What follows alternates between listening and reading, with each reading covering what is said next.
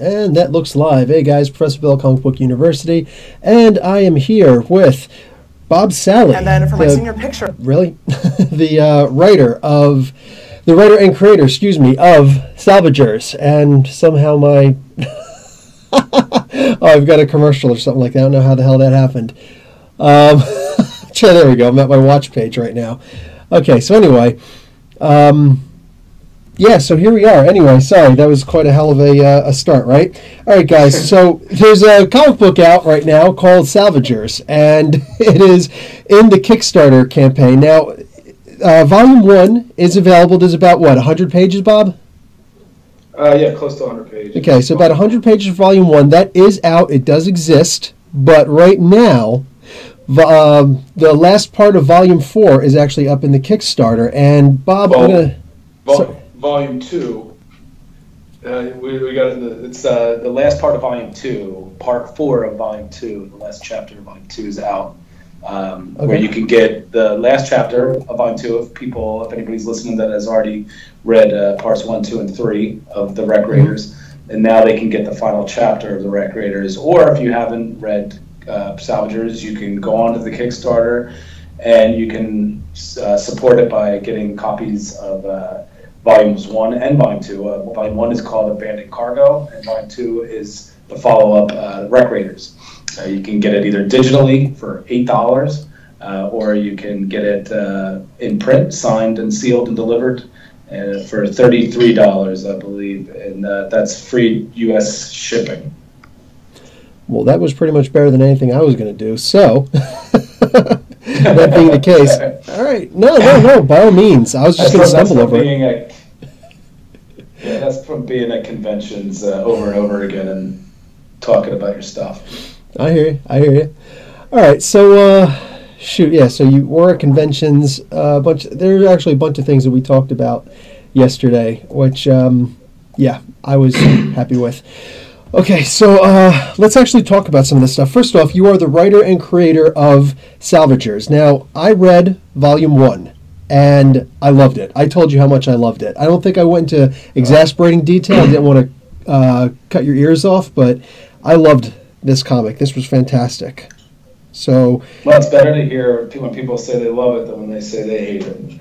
Because usually when somebody says they love it, they just say they love it. But when somebody says they don't like it, they go into like details of why they don't like it. Usually when I'm, and luckily it's not too often that you hear when people don't like it. Because I think when somebody doesn't like it, they just don't even bother telling you. But when you do have a few of those people that, tell you like what they didn't like about it, if it's constructive, I love listening to it because it makes me a better writer. And it helps me.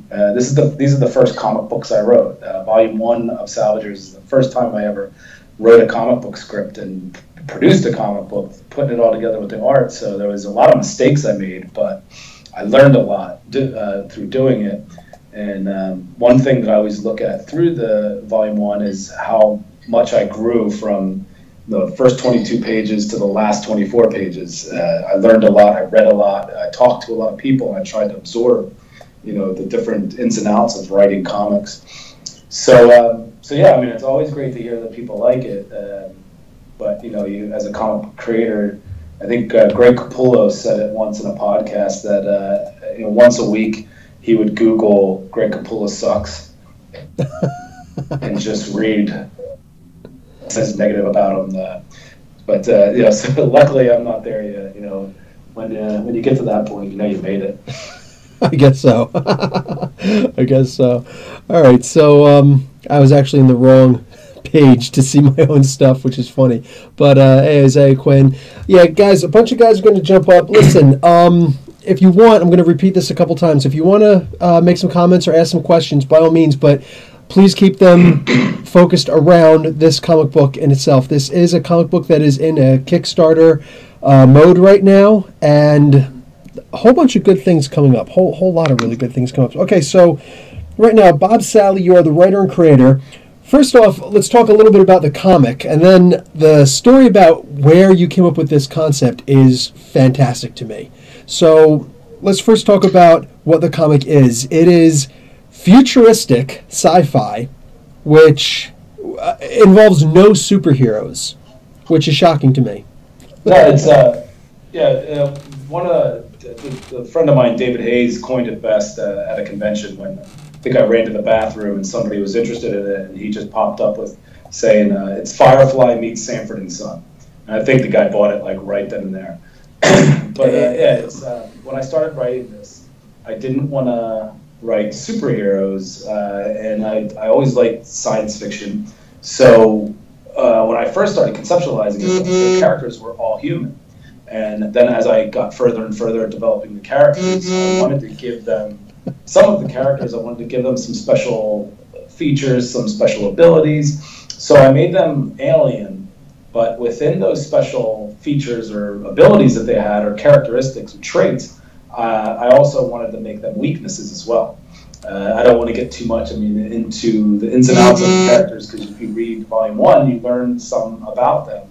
But there's one character who can regenerate his limbs, but when he does, he could get really sick and die, because his whole immune system goes to protecting that limb from infection, where it could let infection in other places. So it's really cool. You're like, oh, cool, he can regenerate a limb, but for them, it's a negative. One of the other things that when I watched sci-fi movies or read sci-fi books, just to give you a little tidbit of what you can expect in this series, is it always bothered me that anybody could get into any ship and fly it. You're a pilot, but it didn't matter what ship they got into. They could get into any ship and they could operate the ship. Mm-hmm. That's not the way my universe works. There's going to be times where somebody gets into a ship and they're going to be like, I don't know how to fly this thing. This is a totally different, make and model I've ever seen. Yeah. So, it's more like realistic sci-fi. Somebody also called it blue-collar sci-fi, which I really liked.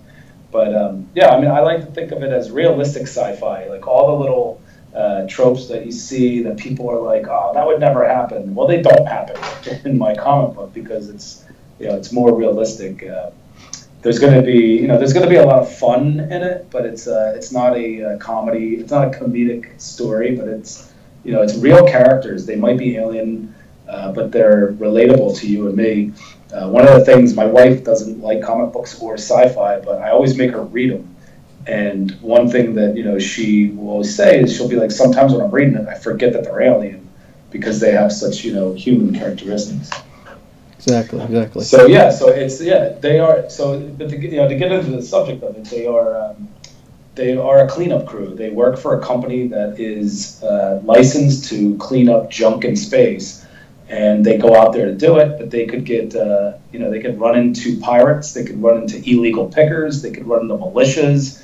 So it's a ship's out there with all these goodies, and they're the one that is hired to go out there and clean it up. But they might run into some bad guys that might want it too. And the other thing is that it's a job. They work with people that they don't get to pick who they work with. So they are in they're in a ship with people that they necessarily don't like to be with, but they have to work together because they have a boss, just like we do, and they have to work together to survive. Yeah. You get a lot of texts, huh? You're getting a lot of texts? Me? Yeah. Well, that's not me. That's you. Oh, is it? I didn't even hear them coming through. We hear it loud and clear. It's all good. Sorry about that. I just, through my headphones, I didn't hear it, so I apologize. I just put my phone into, my cable's out, so my internet's out and everything, so I'm going through my phone. I just put my phone into that nighttime mode. That's all good. So, to mention really quick, see, things like you just described, do you mind if I say the regenerating character's name? Yeah, absolutely. Okay, Brig. Yeah. With Brig, he, everything you just described, yes, exactly like that, but there's more, and yet you described it in the comic book in a way that we could understand it, and it just happened so much faster than the way that you were describing it. So, you exasperated it more just now, as opposed to in the comic. So we get the full gist, and yet it goes by so quickly, where it's like, okay, I got a full understanding of that, what's next? And just, yeah, everything about that is great. Like, I'm wondering what's going to happen with the thing in the tank, case in point, you know? Like, really good stuff. Really good stuff. So, yeah, I love the way that your characters, their words flow. There are some pages, not pages, there are some panels that will have very minimal dialogue, whether it's in a text box or a word bubble or a thought bubble, and yet everything gets conveyed expertly. And I dig that. It's not wordy. Yeah, I think back when artists were the writers, I remember we've all read X-Men, and there'd be just so much exposition, and there'd be so many of those boxes, and characters would just always explain exactly what was going on. I always think of Xavier when he's like with the mayor, and the mayor turns into Mystique, and he actually says the words like, "Oh my God, you're not Mayor Smith, you're actually Mystique," and it's like, you read it, but back then you didn't think about it, but now you read it and you're like, oh, you didn't need to. There was no need for that to be written. So yeah, I think that a lot of comics that I'm reading now, there are, it's a lot more explained. Like, it's less is more. Show, don't tell. Exactly. In the old Jack Kirby days, the Gene Colan days, the writers weren't actually in charge of the script. The artists were. And yeah, exactly what you're conveying. So, okay, right now, first off, I want to talk about the 4 characters. You got Captain Bill Roenick, who is a human engineer, and he's the de facto leader. I guess he was made the leader by the company that hired them. Bob, how's your internet?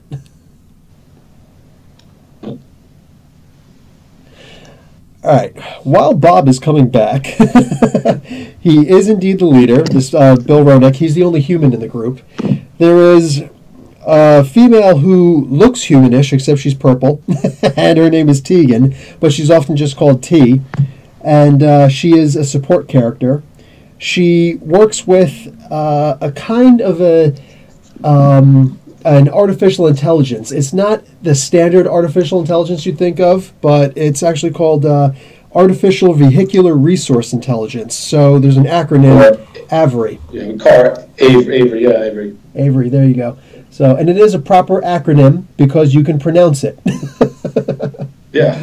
So, what do you call it? Then you've also got Tyr. How do you pronounce his full name? The Gronk. Tapernian, right? Is that how you say his full name, Tapernian? Yes. Okay, good. So, Tapernian. Yeah, he's a Tapernian. So when I first when I'm first looking at and seeing the initial dialogue and the actions of this character, Tyr, I right away think, okay, this is going to be your stereotypical big guy brute. He's not particularly smart, but he's the guy who you can count on in a fight, in a good scrap, and he's going to be taking people out. But that doesn't fully, that doesn't fully seem to be the case. He is a lot smarter than he looks. He's a smart guy. I actually see him at some point. Bob, are you okay there? Can you hear me? Oh, yeah. I hear you rustling through papers or something. But, sorry. No worries. And there's also a delay between you and I. So, let's see. Tyr seems to be the guy who, yes, he's big, yes, he's strong, yes, he's really ridiculously good at a fight, but on top of that, and besides taking the direct approach, he's also smart. He also lends a hand and works by himself sometimes mechanically on the ship. He'll fix things, he'll install things, he'll replace things, and on a starship, that's actually pretty cool. And then you have the main grease monkey of them, the regenerating guy, Brigby, often just called Brig. And I can't tell who I like more, Tyr or Brig, because they're both really good characters. You'd think that Brig can't fight, but Brig can fight. And he's also smart. And on top of that, he's very cut through the nonsense. While Tyr seems to be really emotional and gets hung up on certain things, Brig bypasses all of that. He bypasses all that stuff, and he's just like, okay, but that's not what we're talking about now. If you want to finish that, fine, here, bang, bang, bang, soak on that. But here's what we really need to worry about. And he's very much a forward thinker, and I dig that all four of these guys have so much going for them, and yet they're very distinguishable from each other. Yeah, it's funny because I think the four characters, and we talked about it before when I was originally writing this, it was 9 characters that were on the ship, and then I had to kind of dumb it down when I decided to do it as a comic book, and that's when I kind of brought in the artificial intelligence, because it helped out to be okay, instead of a 9 crew, we're going to have a 4 crew, but the artificial intelligence could take care of so much more. Mm-hmm. And I think when I thought I took these 4 characters and the 9 characters, and I was like, okay, which 4 characters am I going to use? And I picked the 4 characters that had a lot of me in them, and there's a lot of my ex-coworkers are also in each of them, but I think that the 4 that I ended up keeping had the most of me in them, and I think a lot of writers will always say that they put themselves into their characters, and so I do have the smart-ass characteristic of Brigby. A guy from Philly is a smart-ass? Nah. Yeah. And then with the captain, he's got his he's kind of innard. He's like a more innard character where he's got there's a lot of things that are going to be coming out about him that it's I don't even like talking about it, because one of the things that why he is where he is, he's an ex-Federation naval commander, and why he is now a salvager is it's pretty dark. So and then Tegan's kind of she's on parole. This is her piloting this ship is part of her work release, and that's kind of I think just the rebel that I was growing up. Just never wanting to follow by the rules and always wanting to kind of do the bad thing. So they each have a little bit of me in them, and they work well together. I'm realizing somehow I made a mistake. I don't know how this happened, but I just did my 38th podcast last Saturday, and I'm just now realizing that it says on the title, podcast number 38. I will fix that as soon as we are finished here. In the meantime, I'm just going to type your name in here. The aspects of just doing live, everything that could possibly go wrong. It's like Murphy's Law, right? So, your name. Yeah, kind of like my internet being out. I'm sure that mine's not coming through so well. Okay. Salvagers, independent comic. Okay, so again, guys, I'm talking to, even though it says podcast number 38, clearly I don't do my podcasts on Mondays. So this is Bob Salley, the writer and creator of Salvagers. This is an independent comic, and he's talking to us from Philadelphia, and we're right about now going to get into. Oh, I'm actually also, guys, I'm going to review, I actually already did a review, Volume 1, which is about 100 pages, and that's going to go up tonight, Mondays, when I usually put up all my independent comics. So, what do we got here? Go on.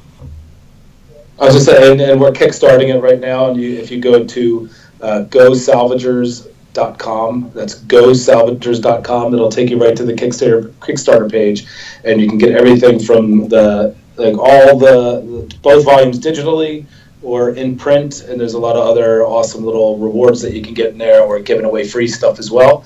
There's I think the next 50 backers will get a free digital comic book called Monstrous, where it's Frankenstein and his monsters get together to fight robots, and it's a steampunk comic book through SourcePoint Press. So the next 50 backers get that, and it's 22 days left in it. So the more and more we're already funded, so now we're just moving on to bonus rewards. So the more and more we get, the more and more you get.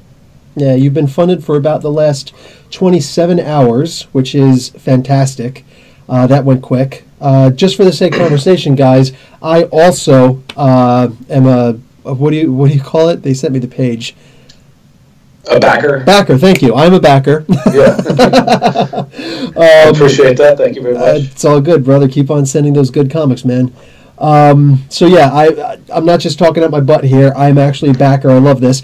Even though the title says the wrong thing currently, for everybody who's watching this live, the fact is that the Kickstarter is in the link, and the SourcePoint press page, which goes directly to buy Volume 1, if that's all you want to do, is there also. But honestly, it's actually a little bit less than half the price to just buy the digital copy of Volume 1 and Volume 2 through the Kickstarter right now. That's actually what I did, even though I got them, one of them sent to me free anyway. So, yeah, guys, seriously, I can't begin to tell you how good this story is. So, what you have is a bunch, 4 guys, which is great because, I'm not saying anything bad about this comic. This comic is that I'm referencing is an Image comic imprint called, what the heck was it called? Hadrian's Wall. Did you by chance read that?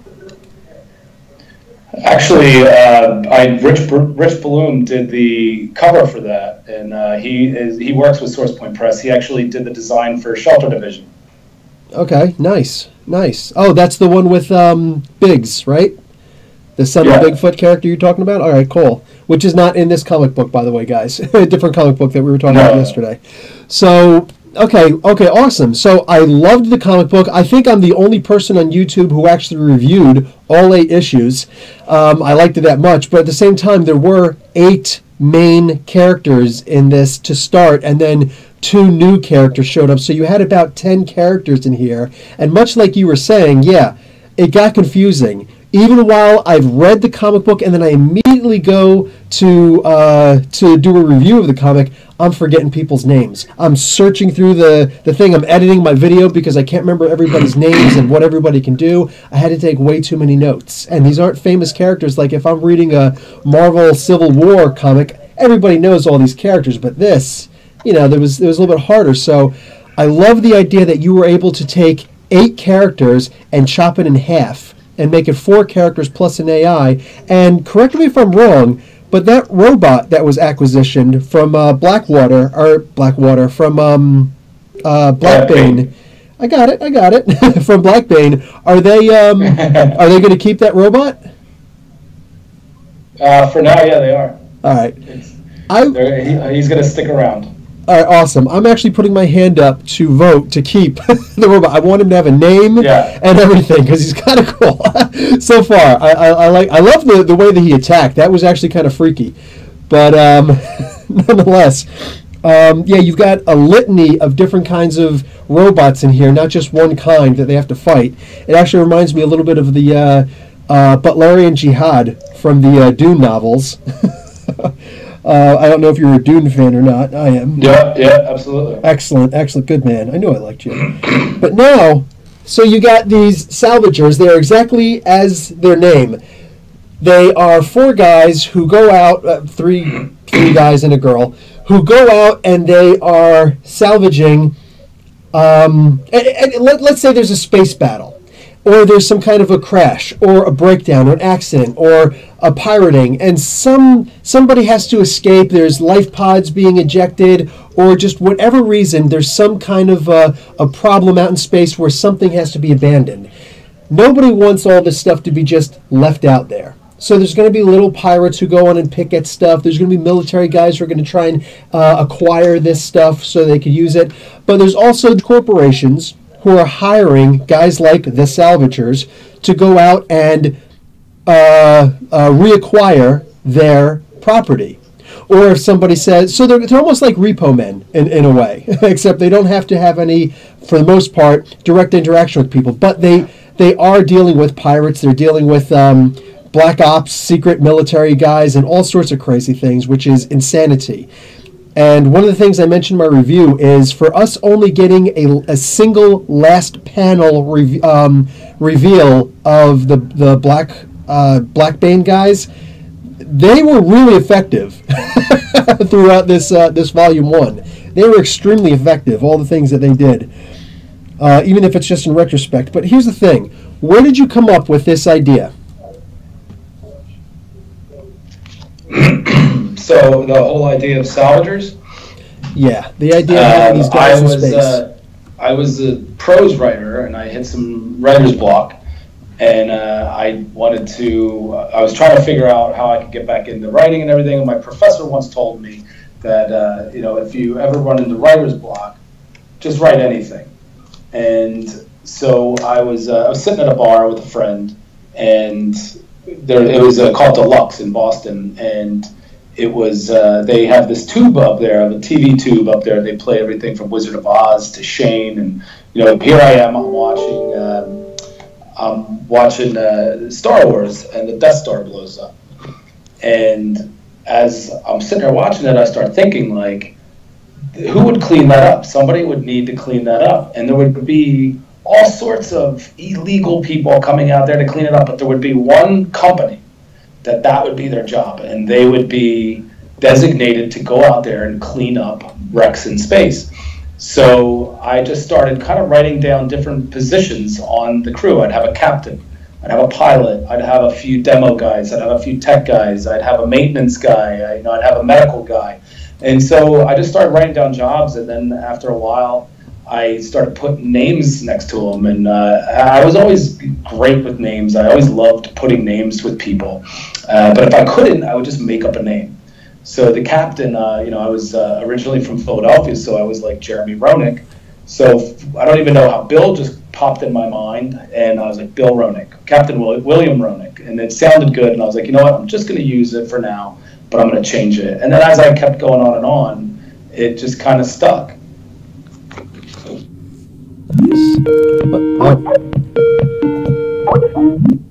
And somehow you got booted. You're back. Can you hear me? I can. Awesome. I think that my internet's back up, so this might be a lot better than just doing it from my phone. Yeah, I'm actually going to turn you down. Wow. All right, excellent. No worries, brother. Okay, so, I saw and we heard your internet came back up, so. All right, cool, man. Cool. Right. So, go on. Were you finished with that story or no?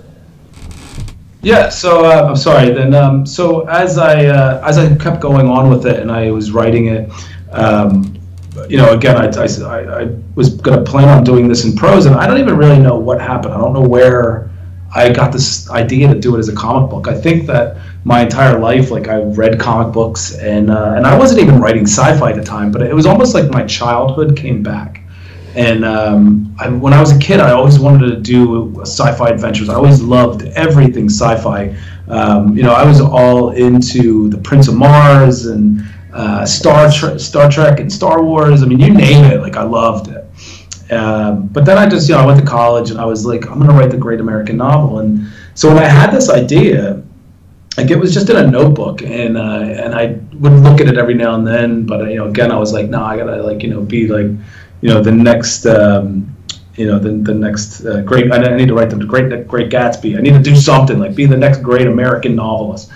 And it was just driving me nuts because I just couldn't do anything. So I kept coming back to it, and then, like, there'd be more characteristics under the names. I'd start thinking more backstory, and as I started doing it, it's really started fueling it, and then more and more, like, I couldn't let it go anymore, and then it just kept building up, and then, of course, I was like, okay, I'm going to do this like a comic book, and I scoured the internet. I was like, okay, this is somebody had to have done this already, so I just looked all over the internet, and I couldn't find anything. So, and I'm sure that there probably is something out there, but if I couldn't find it that easily, then it must not be that well known. So, but I did find Fear Agent. Dark Horse Comics, Rick Remender was doing Fear Agent. So immediately, like, went to my local comic book shop, and I bought all the Fear Agents, and I read those, and I'm like, okay, it's not Fear Agent. But when I did that, I was like, okay, like, Dark Horse Comic does something like Fear Agent is like what I'm doing. And I've heard the stories before, like, when you were looking for, if you were going to sell your novel, you would look at publishers, you'd be like, what else are they doing, and is it like what you're doing? So I was like, okay, well, Fear Agent is kind of like what I'm doing. So I thought Dark Horse Comics, perfect. And this is how green I am. It's actually when I say the words, when the words come out of my mouth, it's almost ridiculous, like, thinking back that's what I thought the industry was like. So yeah, I went on to Dark Horse Comics website, and up at the top there's a little submission tab. So I'm like, this is perfect. They accept submissions. And so I went, read their submission guidelines. They even had a template on what they want the script to look like, which is almost like I didn't know how to write a comic book script. So this is perfect, and again, this is before Facebook. So Facebook didn't exist. So you had no idea of like how you could network with people. Well, pre-Facebook would have been And MySpace. I'm going to submit it to Dark Horse Comics. Well, yeah, but MySpace was, there was. I'm playing. It was nowhere near the information that you could get. That was more like, people just putting music out there. But so I wrote the script just like Dark Horse wanted it, and I thought to myself, like, I'm going to write the script, I'm going to send it in, they're going to love it, and they're going to take it, and they're going to find an artist for it, and I'll just sit back here and watch it all happen. And then I started connecting with people. I started looking for artists, because I was like, I'm going to design the characters and everything. And then when I started talking to the artist, you started realizing, like, and these are artists that were doing comic books that I'm friends with now, that I think, like, when I came to talk to them, they were probably like, this guy has no idea how this industry works. But I started learning from them where they were like, you need to do the comic book. You need to produce the comic book. Build a fan base, and then that's how you're going to find a publisher. Like it's almost like a publisher is not going. You're not going to find a publisher. A publisher is going to find you. Eventually, like a publisher is going to come to you and be like, look, we like what you're doing. So it works that way. So it was like kind of like, okay, well, shit, that's a mountain to climb. So it took me forever to find an artist. I don't want to ramble on too long, but. I did end up finding George Acevedo through a mutual friend, and we did volume 1, and we did issue 1. And when we did issue 1, we were toward like the end of issue 1, and I found out that my wife was pregnant. So I figured, I'm like, okay, I'm going to do this issue 1, and then that's it. Like, we're not going to be able to do it anymore because I'm going to have to take care of a family. But we started generating a fan base, and my wife, as supportive as she is she was just like, go at it, keep doing it. So we kept doing it, and it kind of snowballed. And I was learning the whole time. George was a great teacher. George, he would send me podcasts and be like, listen to this guy, the writers podcasts, and it really helped. Like Jeff Loeb did a podcast that was great. Just listening to him and like how he came into the industry was inspiring to me. So we finished volume 1, and then I found Source Point Press, which is a great publisher out of Grand Rapids. I always say Rapid City, Grand Rapids, Michigan, and now we're like in 60 conventions a year and distributed all throughout the U.S. Nice. Yeah, it's funny. You always find people who will, the artists who, you'll ask them, okay, how did you get into the business? Just keep on drawing, make your submissions and all that stuff. But for writers, almost nobody takes submissions. And even then, it's not as simple as, here, you like?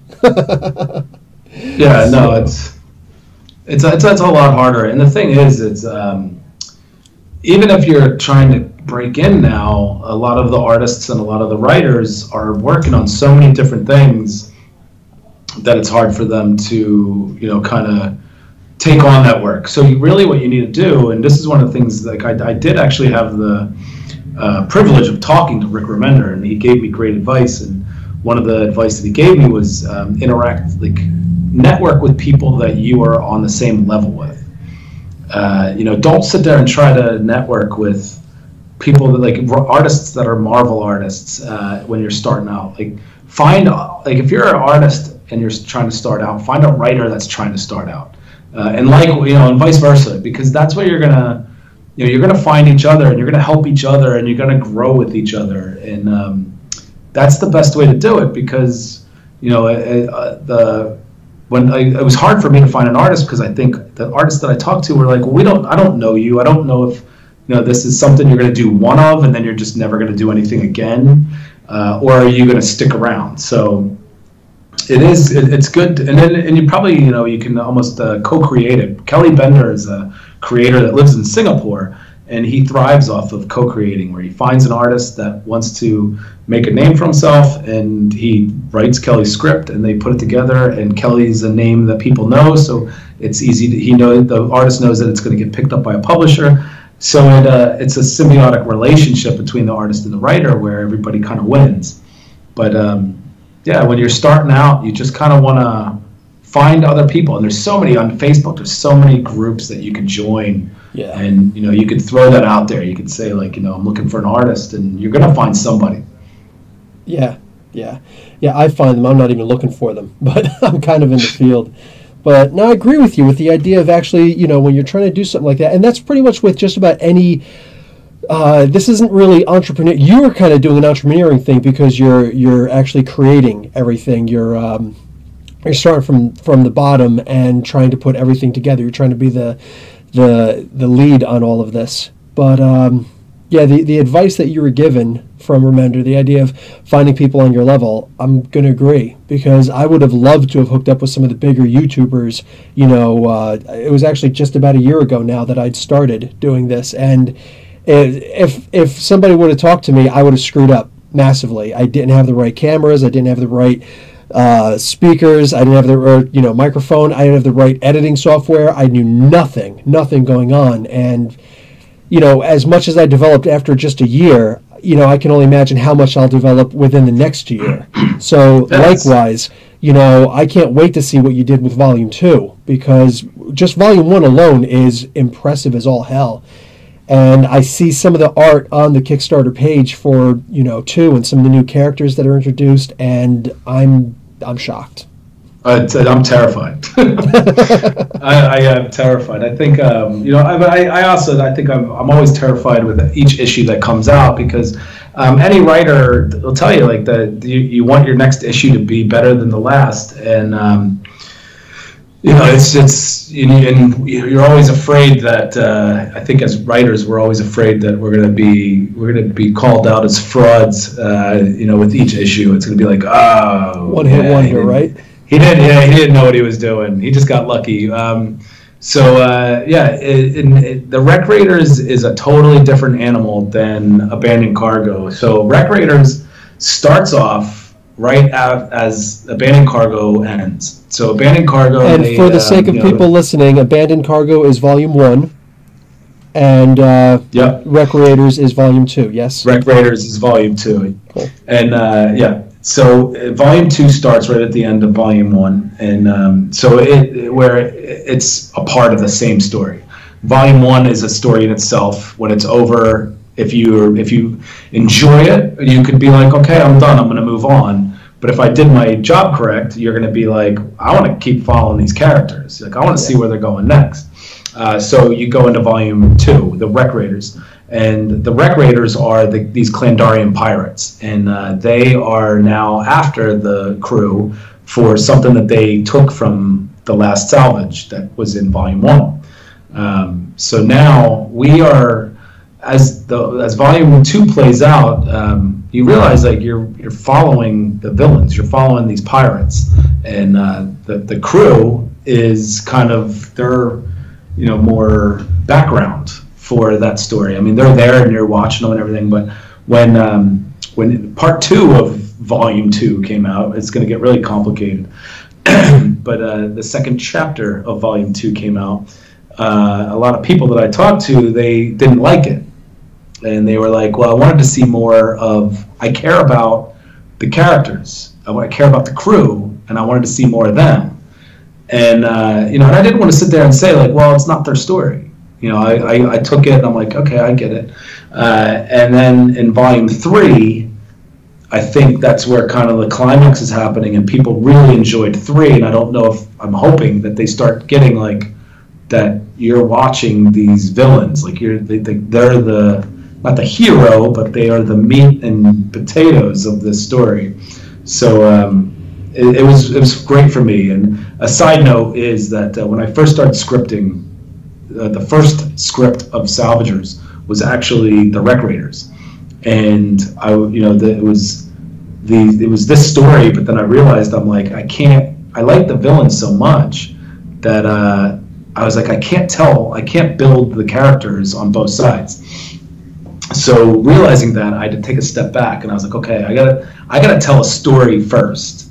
That's just the characters, and just the main characters, just the crew of the Salvager, so I can build them up, because I need people to root for them and like them. So when we do get into the Wreck Raiders, you care about them enough to not need character building for them, but you already know them. So that's kind of Abandoned Cargo was written after the Wreck Raiders. So that's something I haven't. So Volume 1 was made after Volume 2. No, we didn't discuss that. Two things we did discuss, though, that I think have to be mentioned is that, one, you studied playwriting and things like that when you were in university, yes? Yes. So when you made 3 volumes, you were actually making 3X, which is fantastic. That's amazing to me. And real quick, guys, again, we are talking to Bob Salley, the writer and creator of the Salvagers. This is an independent comic. This is his baby, his puppy.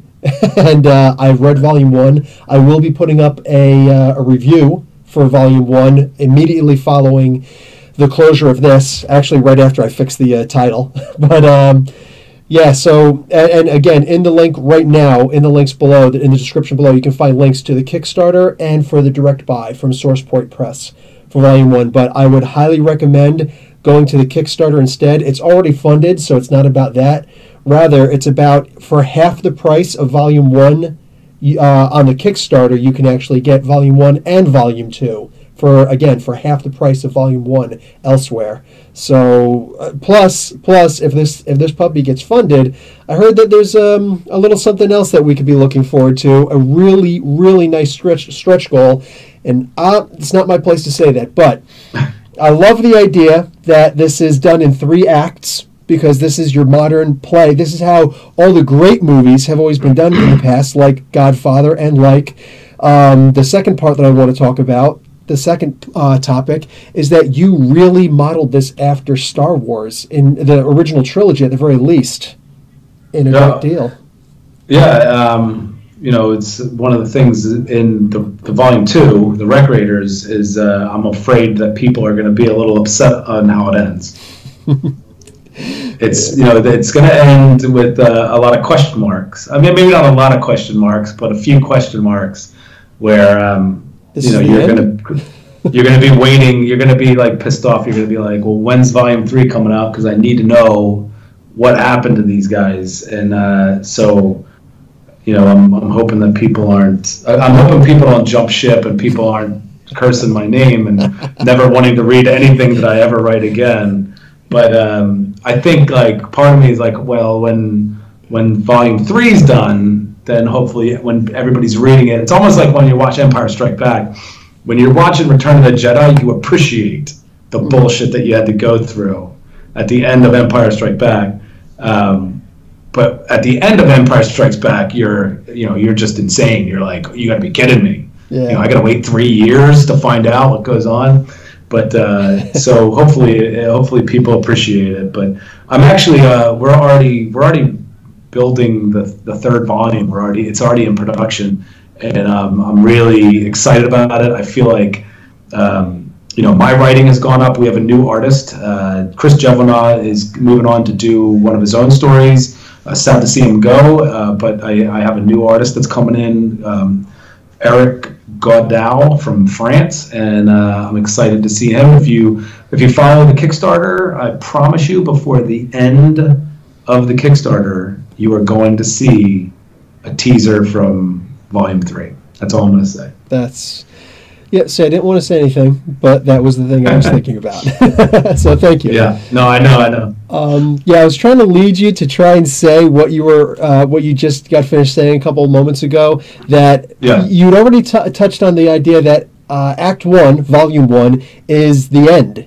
It could be the end. You could just finish reading that and go, wow, that was good. Okay, happily ever after. But if you want to see more, you can go and watch The Empire Strikes Back. And that's the one where the bad guys kick the good guys' asses Yeah. all the way Exactly. through hyperspace. Yeah. It ends on the like, oh yay, our hero our main character actually gets rescued minus a hand, but the one guy's frozen in carbonite. There's this evil guy replacing him now, and like, it's terrible. Yeah, and the thing is, I mean, talking to my publisher about it, it's something I didn't even think about, but it made so much sense. Was I was nervous about how volume two was going to go down, and they said, they were like, if people are reading volume 2, they're already soaked into it. So it's basically like nobody's going to pick up volume 2. People that are reading volume 2 have already read volume 1. And if you've read volume 1 and you want to read volume 2, then obviously you enjoyed it. And people that are reading volume 2 are now soaked into the story. They're ready to, wait for volume 3, which, one of the reasons why we're producing it right now, getting into it, is I don't want to make people wait too long. Oh, yeah. Just from what you're describing, I'll be really mad at you. Yeah. So, and I know how to contact you, so. Oh man! All right, so yeah, I'm loving this. I'm looking forward to this. I also see tomorrow at about the same bat time, bat channel. You've got a live broadcast that you're going to do on the Kickstarter page. Yep. I don't think we have too many subscribers right now, but I'm going to do it anyway. I don't really know how it works. It's a new thing with Kickstarter, and I'm just going to talk about comic books and Salvagers and my experience with doing it from concept to print. And, for anybody out there that hopefully if they're interested in the series, they'd be interested in hearing how I, in more depth of how I came up with the concept and the little stages that I've gone through and the setbacks that I've gone through with producing it and getting it done, having to switch artists, and all that. So it's not easy making a comic book. It's funny now, like being in this industry and having people. I think people, when they follow somebody on Facebook that's doing comics, they have this misconception that it's so easy, or that Kickstarters are so easy because the Kickstarters that they see all get funded. Where actually the statistics show that there is a large majority of Kickstarters do not get funded. So the Kickstarters that you're seeing get funded are actually a very small percentage of the total that go through Kickstarter. You always hear about the success stories. Exactly. So, I mean, I get approached by so many people that are like, I have this idea and I'm going to Kickstart it. What do you think? And I'm like, don't. If you are just starting out and if you haven't done anything and you don't have a body of work and you don't have, a following, then you're most likely not going to have a successful Kickstarter. Or you're going to do one that's going to have, it's going to have like a low goal and the money that you make is probably not going to be significant enough and it's going to put you in the tank. But if you just pace yourself and you go slow and you build it and you write it and you put it together and you put it out there for free. When I had issue 1 of Salvagers, I gave it away so much more than I sold it because I wanted to build the fan base. I knew that I was somebody new. And there's so many different comic books out there that somebody else would rather spend their $3.99 on. So I would rather give it to you, and hopefully you read it and you like it and you want to come back for issue 2. And I gave it away a lot digitally. I mean, digitally, I was like, you contact me and I will give it to you, because digitally, I always look at it as digitally, and this is actually something that Travis McIntyre, who is the editor-in-chief at SourcePoint Press, he and I agree with wholeheartedly, is that when you look at the Comixology, like independent comics on Comixology or drive-through comics, the fact that they want any money for it is ridiculous. They should give it away for free. Because you're an independent, you are competing against Spider-Man, X-Men, Avengers, all the Image comic books. So if you're an independent and you gave it away for free, so many people would be reading it. You'd have people, you could sit there and you could post online and say, here's my free comic book on Comixology. And people would be like, you know what? Okay, I'll read it. And if you had 100 people read it, and if 10% of those people liked it, then you now are starting to build a fan base. And most people that like a digital comic, what do? They want the real copy, the physical copy. Exactly. Yeah. So that's word of mouth. So you have those 10 people that read this. And you know that comic book writers, they love talking about comic books. So, and they have friends that like comic books. So what are they going to do? They're going to tell 10 of their friends, hey, you got to check this out. It's free on Comixology. So I gave it away for free all the time. And, you know, I had people, they'd say to me, like, don't worry, I won't share it. I'm like, no, share it with everybody. Share it with anybody that you think that would like it. And, you know, and I mean, I lived in the red, you know, monetarily, like, for a long time, but it was a way to build the fan base. It got it out there to people who would be interested in it, rather than sit there and be like, no, if you want it, you're gonna have to buy it off me. And people would be like, well, I don't even know it, you know, so I'm not gonna buy it.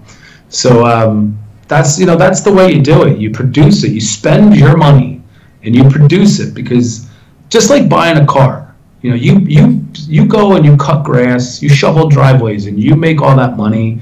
And then what do you do with that money? You save it and you buy a car, and that car is so special to you. Now, if mom and daddy bought you a car, you know, you might let that thing go to hell. Yeah. Because it was given to you.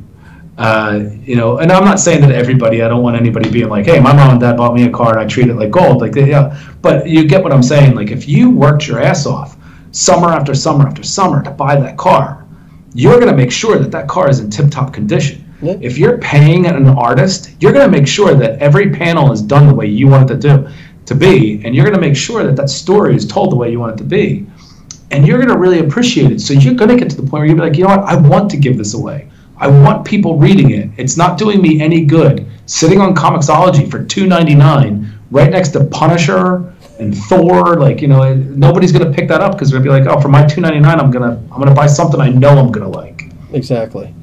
So my advice is always, that's my advice, is do the work, produce the comic book, and give it away. Go to like these Facebook groups and be like, here is a link to my free comic book. Read it. I hope you like it, enjoy it, and that's it. I mean, I know I'm going off now, but no, it's perfect. My 2 cents. I didn't even think about that. You know what I'm saying? But I do know, like, I buy almost all of, except for the big events like DC Metal, I buy almost all of my DC comics online from Comixology. You know what I'm saying? And, you know, I trust these comics. These are comics I'm already reading. I'm going to be reviewing them anyway. And the comics come out same day. You know, Marvel doesn't do that. So, yeah, they only give you the front cover and then the next 3 pages as a, you know, preview. And that's not enough for a comic book that you don't know. I don't know who this character is. I don't know who anybody is. I don't know what the story is. You know, so absolutely, you got to... You know, if you gave away, like, even the biggest comic book companies in the world to the smaller comic book companies, they will all have a free comic book day. Absolutely. So, yeah, I'm hearing you. And just it's smart business, comics, yeah. Not as much, yeah.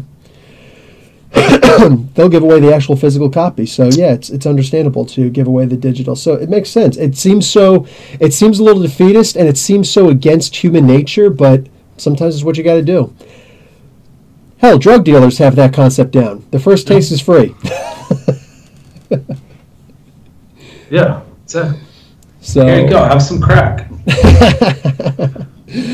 Comic crack. I'm loving it. Oh, man. That's going to be a new YouTube page. Anyway. Okay, so tell me, last moment. Not last moment, but last time. Go ahead and plug your plug the plug everything that you need to plug besides the Kickstarter. Also, yeah. I mean, the Kickstarter is that's the main party right now. That's where we're hanging out. The Kickstarter is at gosalvagers.com, or if you go into Kickstarter and you put in Salvagers, I'm sure it'll pop up.